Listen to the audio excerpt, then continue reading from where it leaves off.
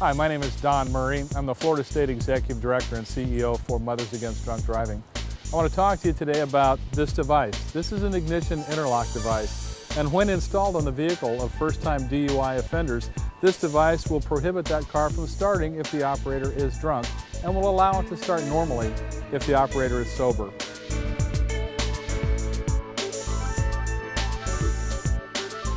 The operator simply has to blow into the device. It will, in a matter of seconds, determine if they are drunk or sober. It will say the start light will come on and they turn the key as normal and drive away without any restrictions. If the operator, on the other hand, is drunk, it will simply lock the vehicle out. No matter how many times they turn the key, it won't start.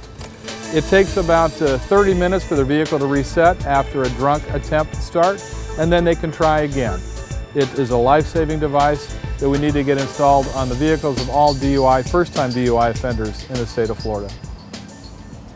And now I'd like you to hear from Anna Redgate, a young mother, in her own words, who will tell you how her life was tragically altered by a repeat DUI offender.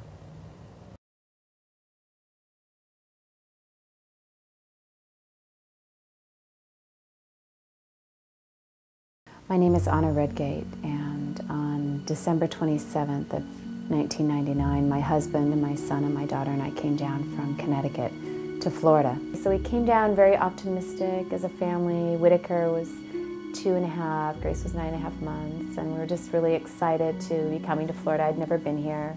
New Year's Day arrived and John got up early and went to work, and I stayed home with the children, and you know, like a good mom, instead of unpacking and settling the house, I spent New Year's Day at the beach.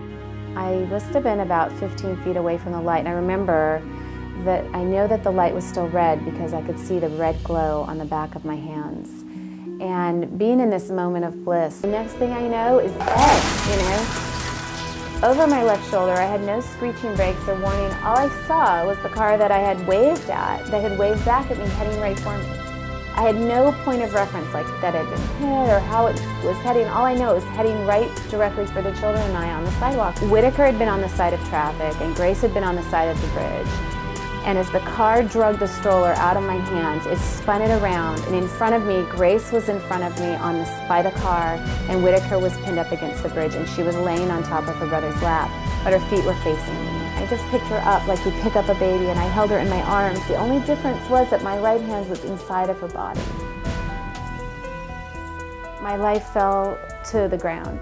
Everything just dropped away from me. I just felt like I was helpless. I mean, I trained to save lives and taught first aid for the Red Cross, and I could do nothing, and I ran into the street carrying Grace, and I was screaming to God or anybody to help me. Sirens came and helicopters came and ambulance and fire trucks and police, and I saw her being carried from the scene, and they put her on the ambulance and they took her away. They wouldn't let me ride with her.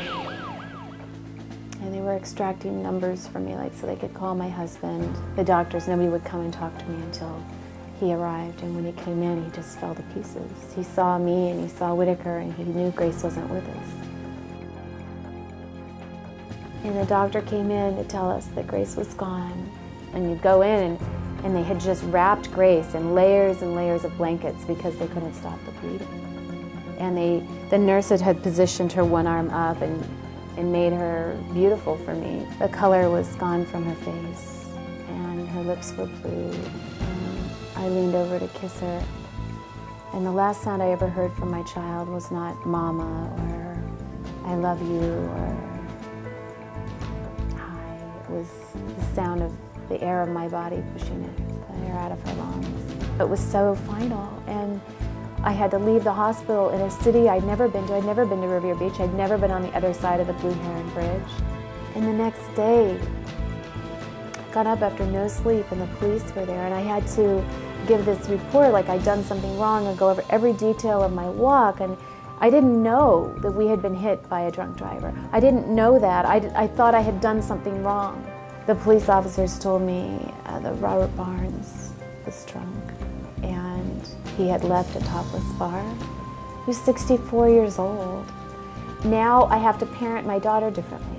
I tell my story here and to offenders every month sometimes more than that when I'm around the state speaking on impact panels. We have to change as a society. We have to stand up and say, okay, enough is enough.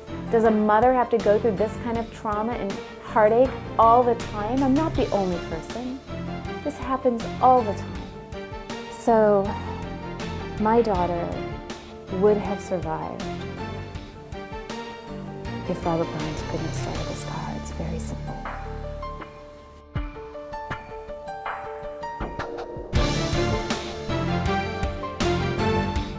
Anna's story is tragic no matter how many times I hear it, and it represents just a small portion of the number of DUI deaths and injuries that occur by repeat DUI offenders here in the state of Florida.